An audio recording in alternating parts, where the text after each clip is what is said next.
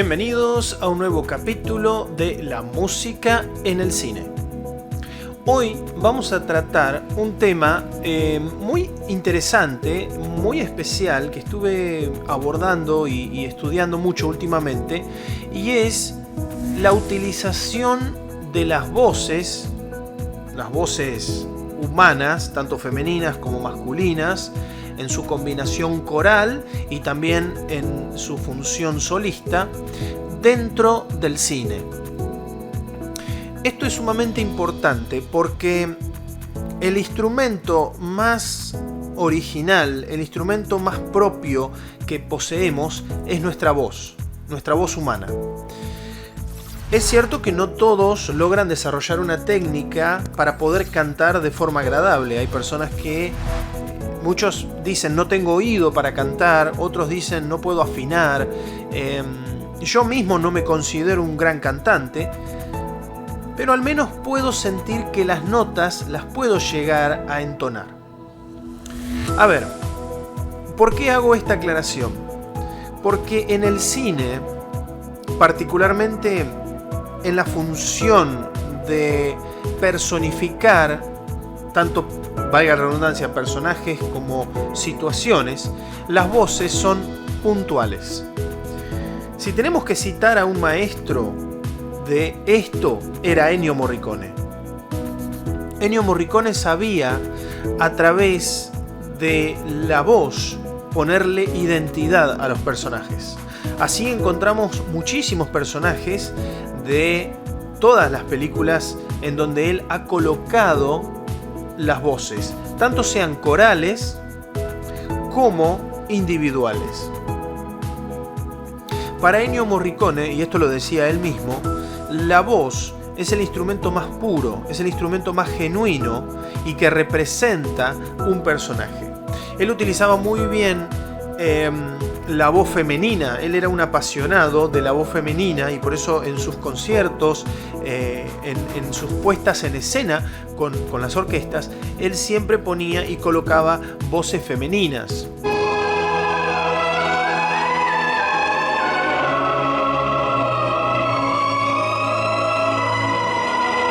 Muchas voces femeninas que han actuado y que han colaborado a través de los años en sus composiciones. Érase una vez en América.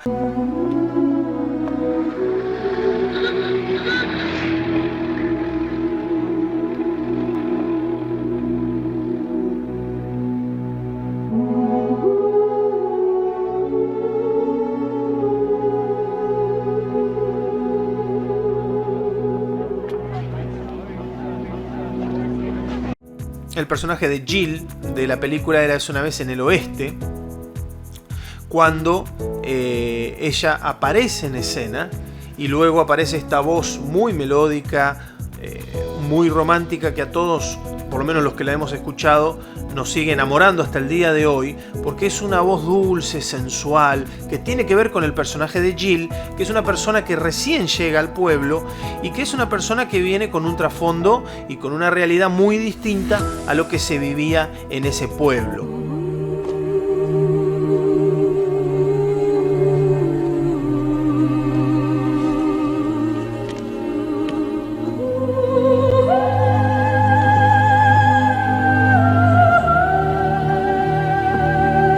En la parte de la función coral dentro de la película La Misión,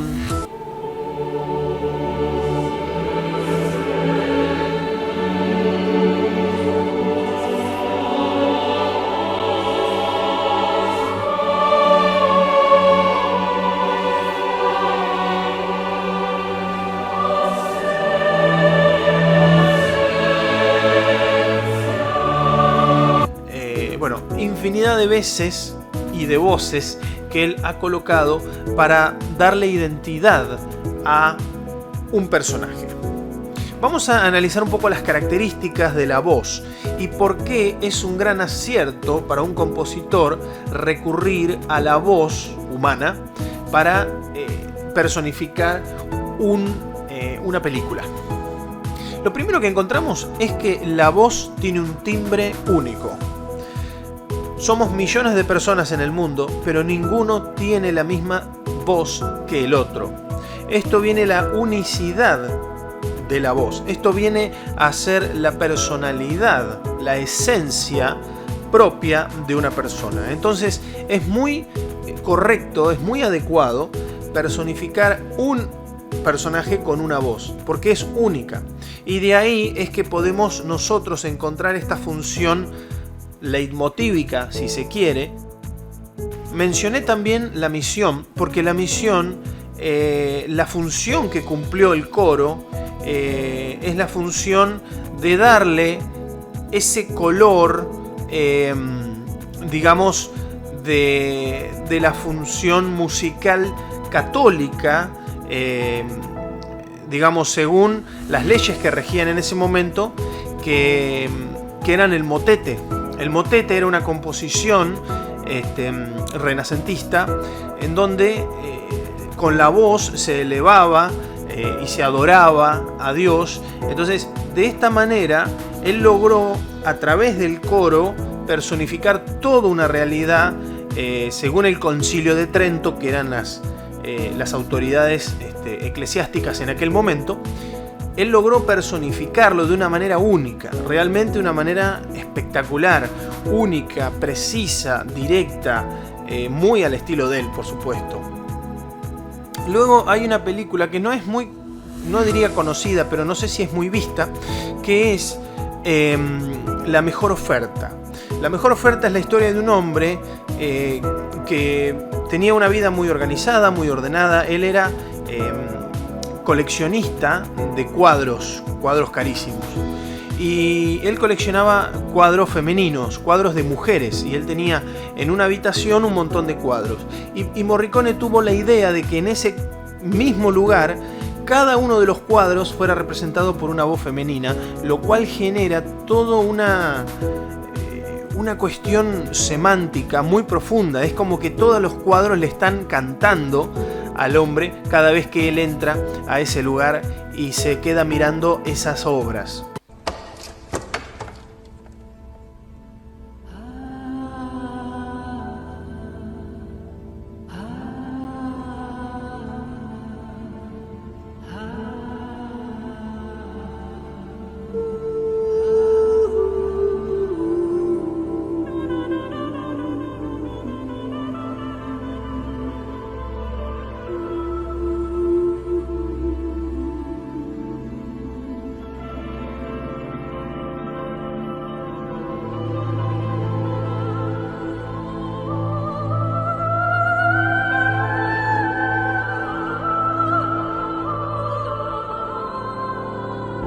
Entonces, como se darán cuenta, la voz, la personificación de la voz en lo que refiere a la composición de música para cine es un gran acierto, porque no solo genera identidad, sino unicidad y pertenencia, ¿sí? Esos son tres fuertes puntos que encontramos. En componer con las voces, me refiero, una de las cosas quizás más importantes que tiene es el hecho de la versatilidad. Muchas veces los instrumentos, según sea la destreza del músico que toca el instrumento, sea un violín, sea un contrabajo, o puede ser un cello también, puede ser una trompeta, depende del instrumento, pero la voz es ilimitada en posibilidades. Las cosas que puede hacer, lo que podemos decir, lo que podemos sugerir, el ambiente que podemos crear a través de las voces es algo que realmente es ilimitado. Y como compositor de cine a mí me gusta mucho, y tengo que explotar más este recurso, es poder darle a la voz esa, ¿cómo poder decirlo? Esa idea de que justamente lo puede hacer, todo lo puede hacer.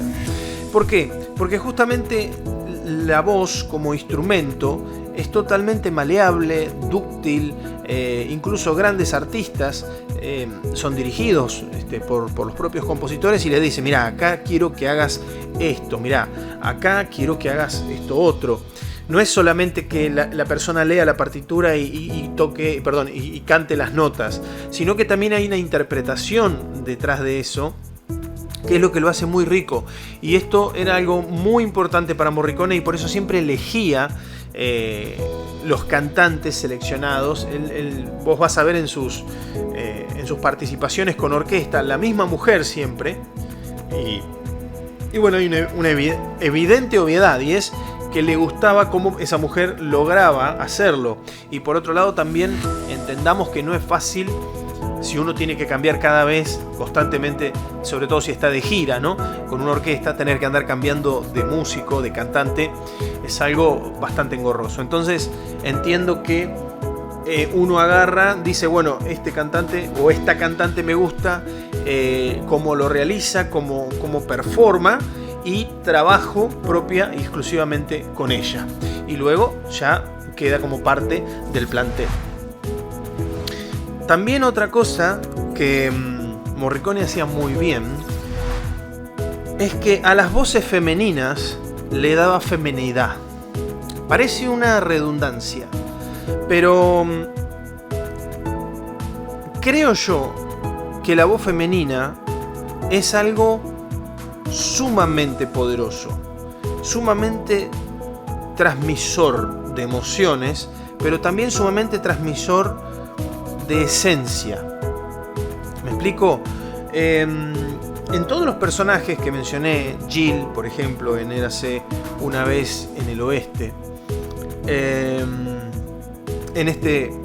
La mejor oferta, con estas pinturas, todas las voces son pura y exclusivamente femeninas, y de distintas maneras actúa la feminidad en la voz, no solo a través de algo dulce y quizá melancólico, no, también la tesitura aguda. Pero no solo las tesituras agudas actúan, también tenemos voces femeninas que son contraltos, que son graves, que son profundas. Y esto también hay que entender. Como compositor uno tiene que trabajar con todos los registros, o al menos darnos la oportunidad de conocerlos y de darles este formato que esperamos encontrar. Entonces uno tiene que saber cuándo es mejor una contralto, que la voz más grave de las mujeres, cuándo es una mezzo mejor, una mezzo soprano, o cuándo una soprano es mejor. Y también dentro de cada una de las clasificaciones tenemos opciones agudas y opciones más graves, porque no es lo mismo una soprano 1 que una soprano 2. Entonces, hay mucho que estudiar con respecto a las voces, y no todos los compositores, y acá no estoy mencionando a nadie puntualmente ni haciendo ningún juicio de valor, pero no todos los compositores se encuentran cómodos a la hora de tener que trabajar con voces. ¿Por qué? Porque, bueno, primero lo supuesto, que hay que saber escribir, ¿no? Hay que saber escribir para una partitura vocal, para una partitura de voz. Y si bien no parece tan difícil colocar las notas y colocar un poco, bueno, ahí los tiempos y colocar las ligaduras y ir colocando las dinámicas, cuando canta más fuerte, cuando canta más suave, lo estoy explicando de una manera criolla, ¿no? Es mucho más complejo, pero para que entiendan. También hay que saber que, llegado el momento de interpretar eso, uno tiene que saber cómo transmitirle esa idea. Y es ahí donde Morricone era excelente. Era poderoso, era contundente y era convincente. Y a mí me gusta mucho cómo Morricone ponía sellos sonoros en las voces femeninas, hablando exclusivamente de las voces femeninas. Con respecto a las voces masculinas, obviamente Morricone no tenía ningún problema con las voces masculinas, pero por lo general él utilizaba la voz femenina como herramienta de construcción de un personaje, ¿sí? Yo les recomiendo que vean, si no la vieron Érase una vez en el oeste, que vean La mejor oferta, que vean esas películas que son un sello identificatorio del trabajo y de la composición de Ennio Morricone. Lo menciono mucho a Ennio porque es mi compositor favorito, es quien me inspira y en quien yo baso mi forma de trabajar, y no solo mi forma, sino mi criterio de trabajo en lo que respecta a la composición. Trato de no olvidar las bases composicionales.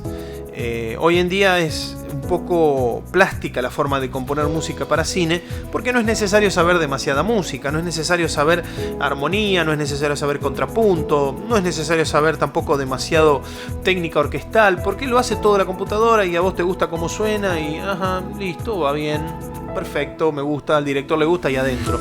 No, yo creo que el trabajo que se precia, el trabajo que realmente uno valora, el trabajo que como Morricone valoraba, y miren que lo valoraba y bien caro, porque cobraba caro, pero era excelente.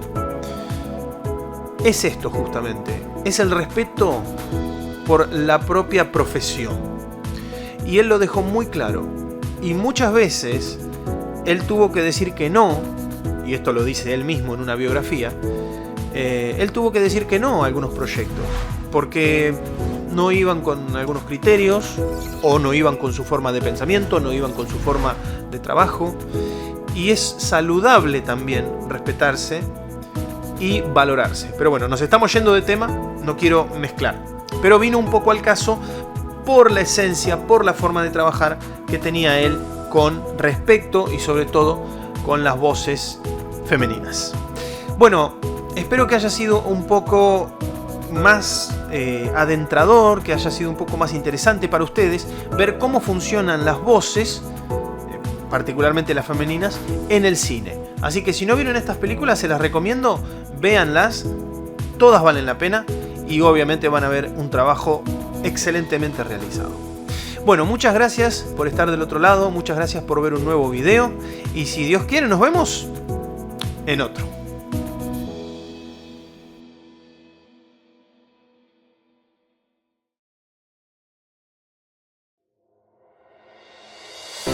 Todo Tochi, hamburguesas, salchichas, pan, carbón, productos de limpieza y despensa en general.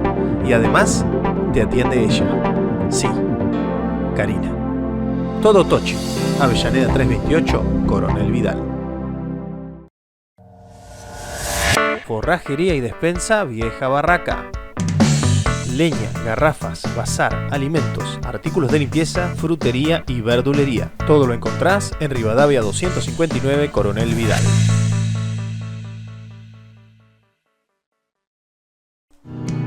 En Coronel Vidal, JT Amoblamientos y más.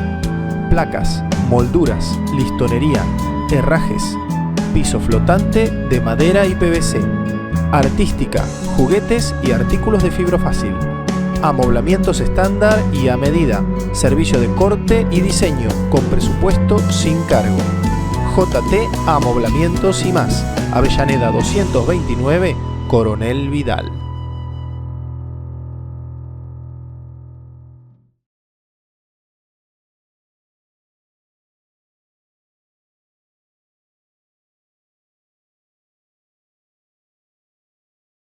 Remises Avenida, más de 20 años acompañándote a todos lados. Teléfono 0265-432-431, Coronel Vidal.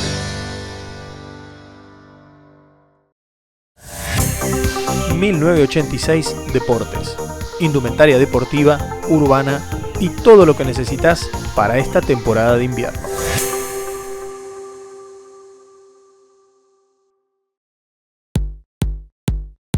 Vinoteca Paladar Negro de Yogi Luboni. Aperitivos, espumantes, vinos, cervezas, elementos de coctelería y todo lo que necesitas para pasar ese momento inolvidable con amigos. Vinoteca Paladar Negro, General Paz 128, Coronel Vidal.